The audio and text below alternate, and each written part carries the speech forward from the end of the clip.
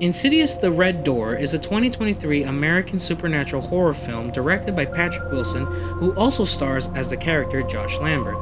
The film follows the Lambert family as they must travel to the further, even deeper than ever, so they can face their fears for one final time. Hopefully, they can close the red door permanently. Will the Lambert family be able to face their fears and put an end to a generational horror? Well, it looks like we must venture into the further. Into the further you go.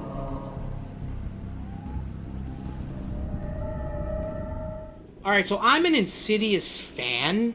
I'm just gonna start this review off by saying that. So, if anything, my critiques are gonna be a little biased into this movie's favor. But as far as I'm concerned, this movie was great. Great. What do you think? It was actually, I'm not gonna lie, it was pretty, because you get the feeling it's a finale. Like, I think the problem with some finales is they try to not really wrap up any loose ends, or, because I didn't see the other movies. I only saw the first movie and then this. So I had a lot of questions, but then at the end of the day, it was all answered. So, well, yeah, I mean, that's what a finale is. It's supposed to answer any unanswered questions. Like, I'm gonna be honest with you, it's not like the Game of Thrones or the Star versus Force of Evil where bullshit the finale. Can we not? So, can we not bring Disney into this? So, what is it? We already covered Disney. Back on track. Yeah. So, with the story, I like the dynamic they were going for. The dynamic I think they were going for was not running away from your past, learning to embrace, and just adjusting to new settings. Because we start by having Dalton go to college. Yeah. And we go to college, so I'm currently in college. Yeah, so you remember that jump from just high school to college? How? Well, I went from high school, then jumped into the workforce, and then jumped into college. Still, wasn't it like a weird transition? It really was, because when I first started high school, this is we're going a little off topic from the review, but this is important for it because it ties into the movie. For me personally, my experience, when I first started high school, my mom walked with me to the high school. Yeah. But she only went let's say it was a 30-minute long walk. She only walked with me 25 minutes in, and then she told me, okay, son, now you gotta go by yourself. Wow, so she just let you go by yourself to kind of... Yeah, and it was emotional for me, because I'm used to my mother walking me to school, but for here, she's she only walked with me only halfway. Not even halfway, 3/4 in, right at the hill to go down to get to the high school. That's where my mom stopped. She's like, okay, you gotta go here, from here, you gotta go by yourself. And I'm like, damn, I'm a teenager now. And then when I first started college, my mom didn't go with me. She just told me, no, get on the bus and go. You gotta go by yourself.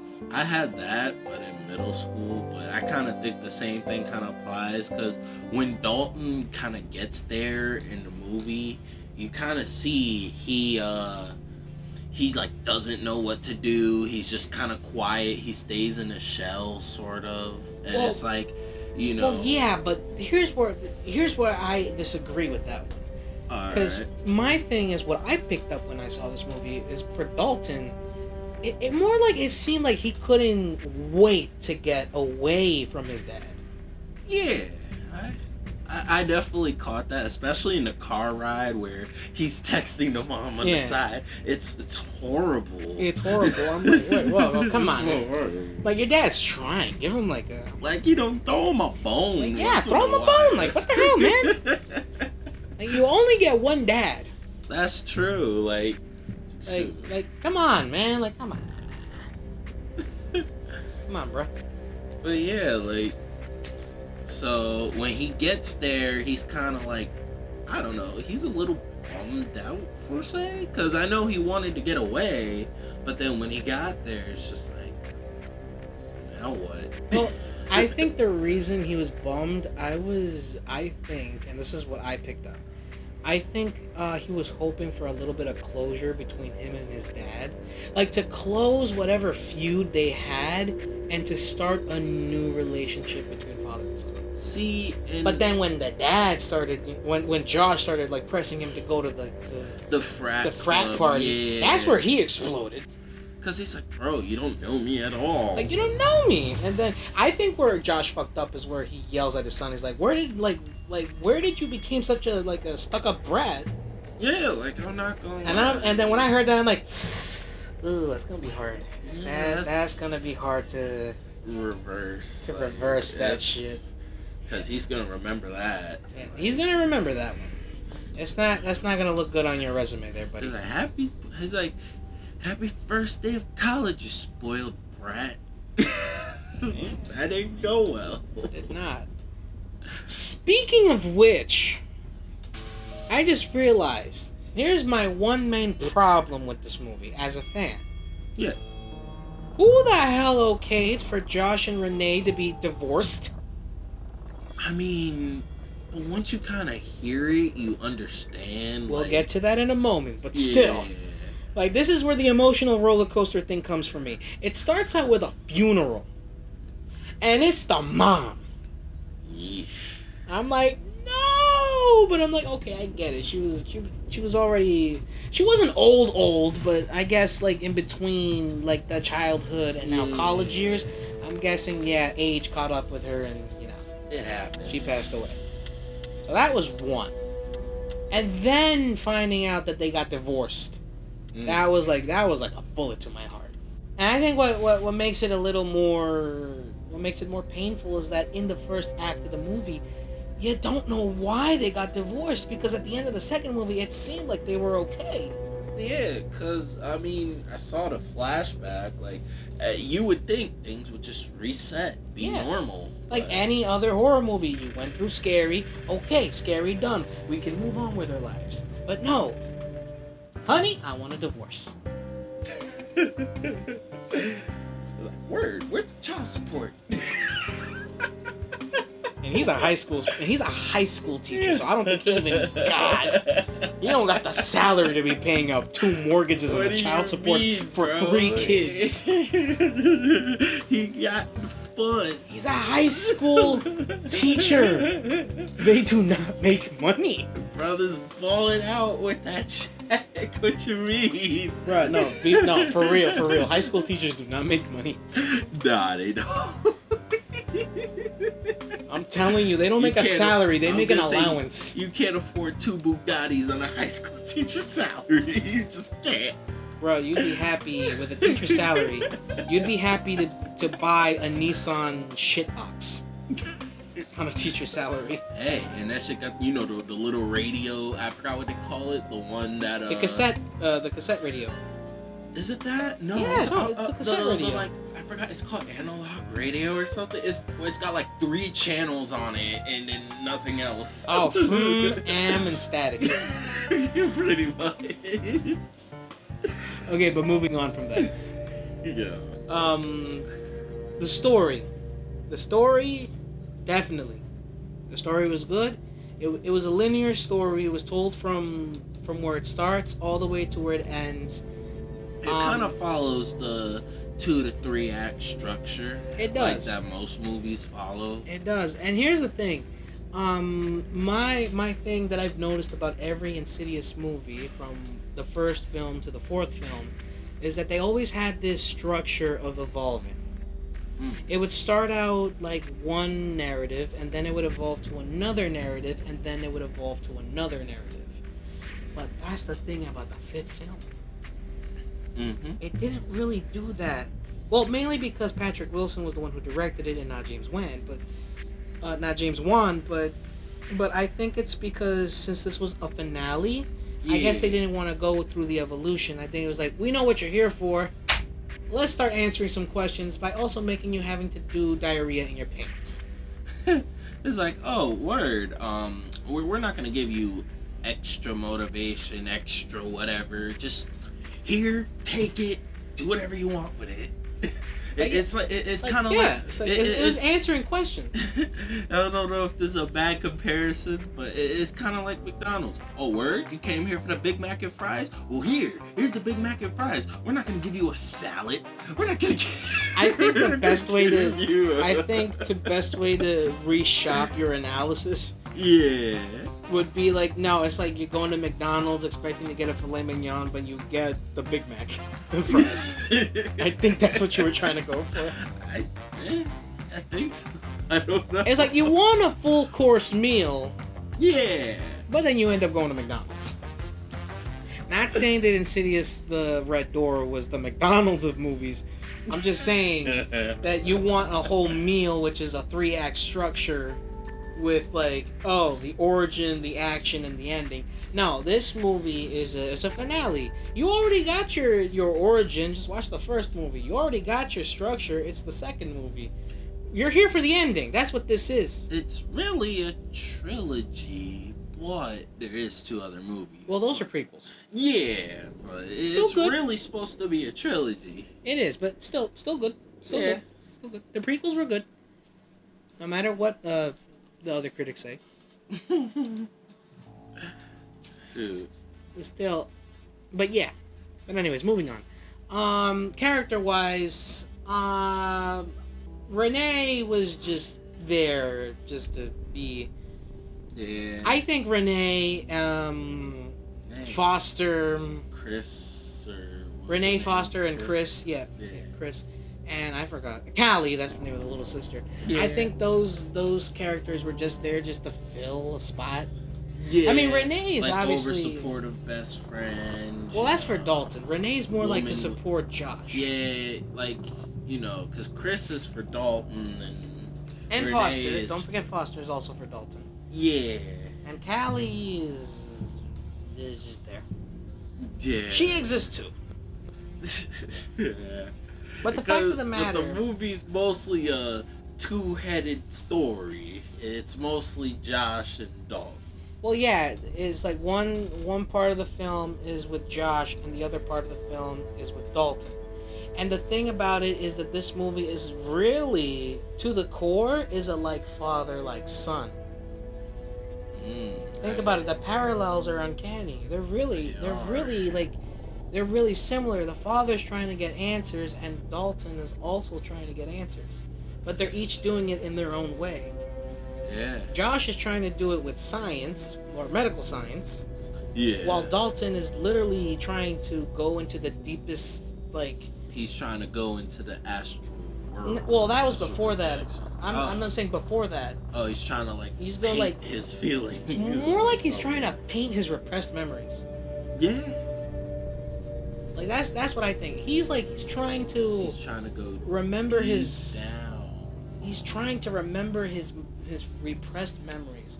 While Josh, he's trying to clear a fog.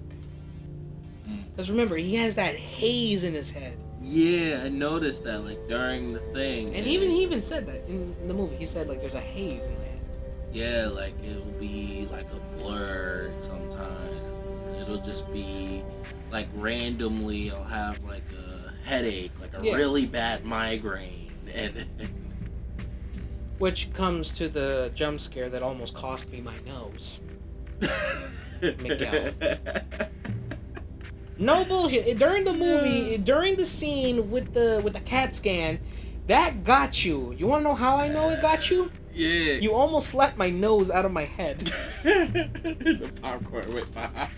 You yeeted the popcorn to the people behind us, and you almost snatched my nose out of my face. It is weird, because if you ask anyone who watches you would say that's the weakest one. It's not the weakest jump scare, but it is the I'm looking for the right words. It's not the weakest jump scare, but it is very well timed. Yeah, because remember, it starts with like you hear noises. Yeah. The doctor's talking to him, but it's not the doctor.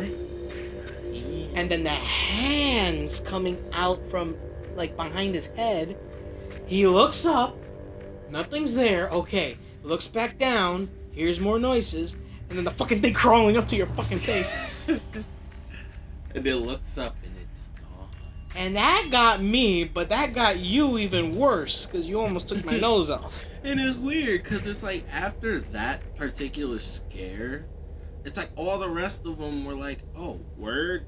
This is the type of movie you watch. Oh, word? Bet. Now you know what's coming. Like, I know a lot of people in our specific theater got it when the puking one, when they go to the frat party. One, that didn't scare me. That didn't grossed get me out at all. Now that didn't get me at all. But it's more like this. What this movie was trying to accomplish is it was trying to give like some jump scares, but I think what it was trying to do was give you goosebumps. Yeah. Oh, because when the lipstick face demon came back, when I saw that thing's ass come out, and by ass I mean like you saw like the back part of it, yeah. Like, you saw the tail following Dalton. I'm like, nah, this guy again? Nah, I'm not gonna lie. You thirsty ass demon. Me the closest thing to goosebumps I got, bro, when Dalton was trying to come back into his body in the astral realm, yeah. He looks at Chris getting choked out, and he just looks and it's like, oh, it's like, well, you again. Oh, you. There and you not, are. And no, but here's the thing. That part should be a you again, but he doesn't remember him. So then it's like oh shit. Because it's two things. It's two things we're trying to uncover. A, Dalton uncovers the reason why the mom divorced him in the first place. Yeah. Because remember, the painting he painted was his dad holding a hammer. But it wasn't his dad. That was the bride in black that was possessing him in the second movie. Oh yeah. Like, that's the thing. But then he sees the red lipstick face demon, and it's supposed to be like a you again. But I'm like, he doesn't remember the lipstick face. So demon. instead of just straight, I know you. Well, more like it's more like a. It's oh, more. Shit. Well, it's more like a oh shit, I think I know you, and not of a you again. It's more of a oh shit, I think I know you. I don't want to know you. Yeah. But I think I know you. Like for me, because I've seen all the movies, so when I saw that happy ass face making that look again, I'm like, I was hyperventilating. I'm not gonna lie, I was hyperventilating. I'm like trying to hiss at him he trying to hiss at him like a cat. And no, the thing is like with me, when I get completely freaked out, I try making jokes in my head. Like when he started doing that face, I'm like, bro, if you don't get your musty ass breath out of my face, looking like Darth Maul from Star Wars. I'm trying to roast this guy, but I only do that when I'm completely freaked out. I'm trying to make myself laugh. Basically, I'm trying to Spider-Man myself. Bro. Because, in the comics, it is confirmed that the reason he's doing the quips is because he's afraid. Oh, so that's why he's not just trying to be funny. Well, to make us laugh, yes, but it's also because he's trying to lighten the situation because he knows that the villains could kill anyone. So he knows, and he's trying not to be afraid, so by doing so, he just makes fun of them. He makes quips. But off topic. But yeah, that's what I do. When I'm completely freaked out, I start roasting whatever's freaking me out. And I'll tell you, when I saw the lipstick face demon for the first time, and I saw him when I was 10, that did not work for me. No, that part where that thing came behind the guy's head, no, that got me. And like with you, where you almost slapped my nose out of my face, I almost slapped my mom right in the face when I saw that scene. Because when I saw it, I was 10 at the time. Bro, and I was watching it with my brother. I'm not gonna lie, it's like, and then later when like Dalton. Yeah, moving on. Yeah, when Dalton gets possessed. Oh God, no, stop. That had me like grabbing the armrests because they were doing that trick, and that trick was so well put together. The lights blinking, and every time his face is deteriorating because the lipstick demon's face is taking over.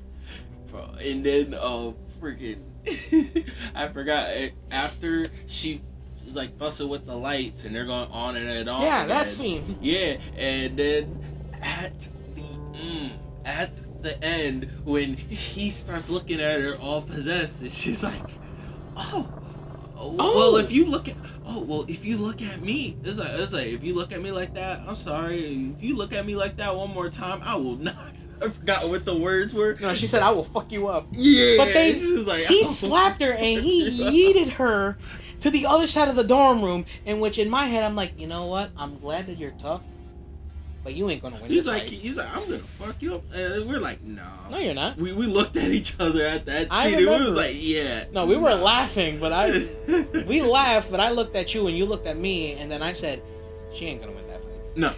You just got yeeted from one side of the room to the other. You're not winning that fight.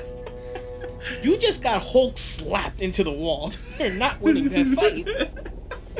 You're not winning. I'm sorry. I get it, Chris. You're tough. I'm like, You're listen, you're a strong, independent woman, but you're not gonna win that fight. Like, listen, I would have been out yesterday. Like, I would have, bro. Ask somebody. I would have yeeted myself out that window and hoped to fall on a cheerleader. No, I ain't gonna lie to you. I would be. You've ever seen that meme on TikTok where he just puts his hands out, peace sign, and he just disappears? Yes. Yes, I would be that. You. Me? It's just like. Just gone. Yeah, I get you. But me, I would have jumped out the window. I'm like, you know what? I'll take the floor than taking your ass. See that smile when he's possessed? I'm like, yep, no, bro, you can have it. Bye. Like, bye. It's like one of those moments where you open the door and you see some scary shit, and then you say something along the lines of, "Oh, I'm sorry, wrong number." Or if I was walking down the hallway and then I opened the room to the door room and I see that possessed face with that girl, I'd be like,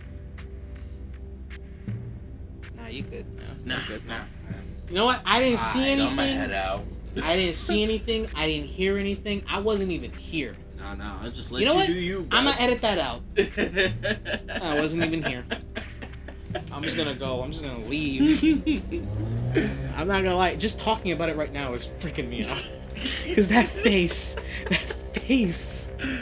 And it's not. It's like I knew because they didn't show us.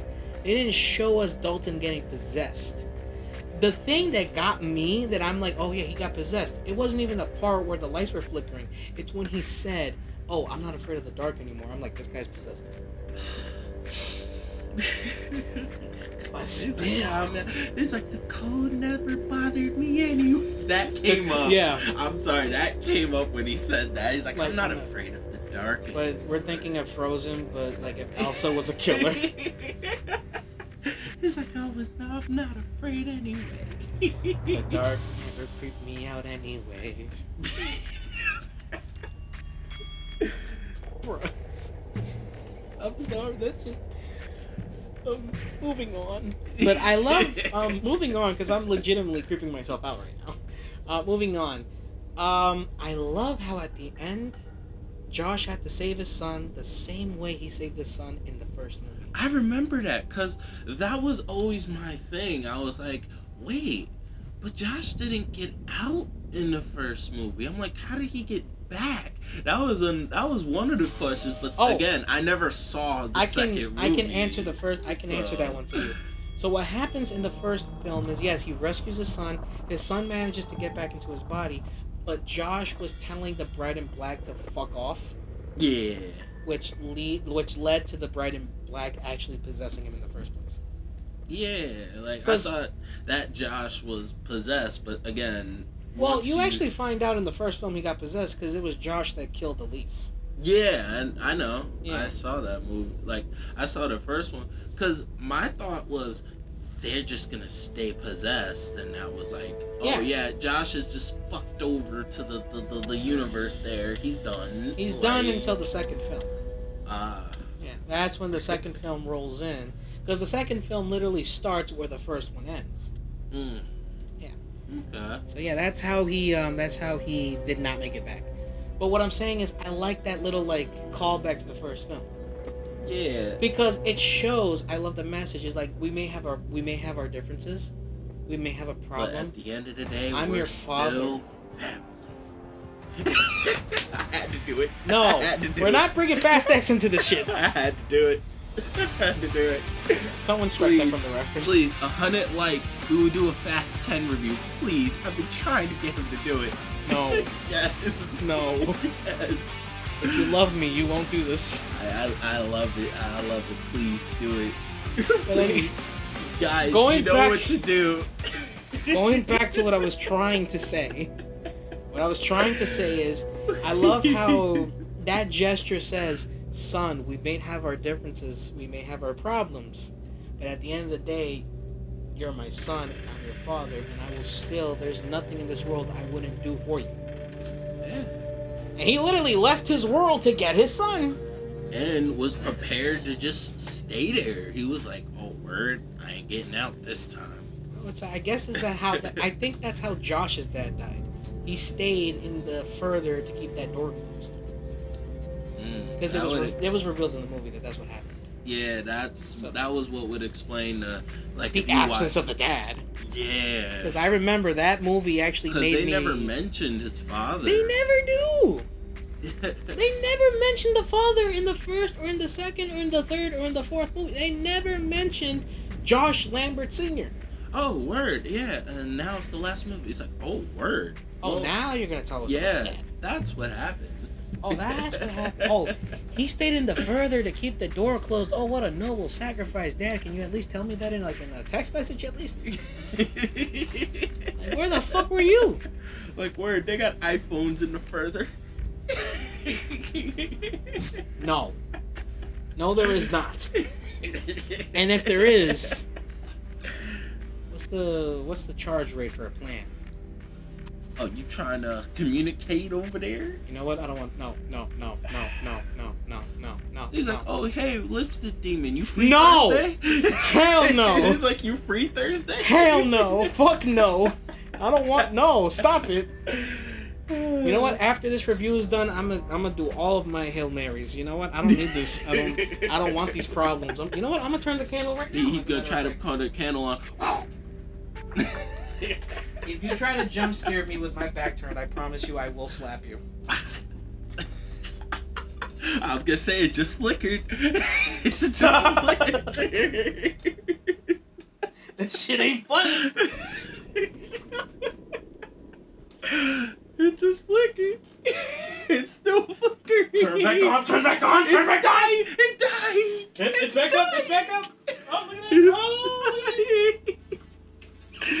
Oh my whose God. house is this? And then the shit just. I'm calling it. You know what? I hate you for that. I hate you for that. Oh my God. Anyways, we're getting sidetracked. Let's finish up this. Let's finish this up with the. Let's finish this up with the. With our closing thoughts. Closing thought, Miguel. You go first. All right. So, I'm not gonna lie. This movie. I loved it, man. Like, I'm not gonna lie. I got scared by that med bay scene in the trailer. I did. It happens. I know. I know.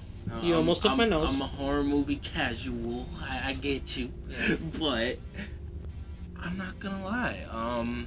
That movie made me want to finish the trilogy. It really got me to want to watch the second movie because all the questions and all the things I was like, wait, this happened though. Wait, what?